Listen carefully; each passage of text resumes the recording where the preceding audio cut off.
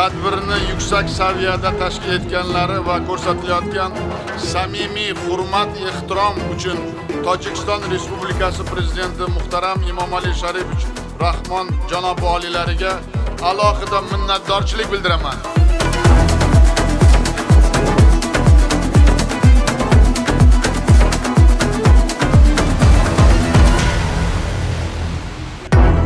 Biz hurmatli hamkasblarim bilan birgalikda uzoq yillar aholimizni qiynab kelgan chegara masalalarini uzul-kesil hal qildik va tarixiy bitimni imzoladik.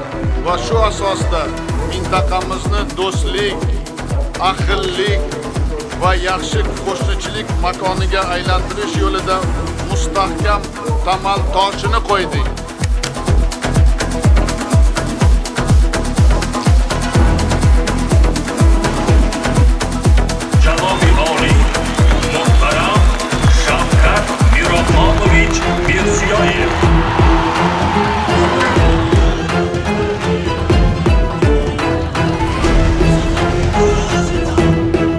O'zbek, tojik va qirg'iz xalqlarining do'stligi abadiy bo'lsin.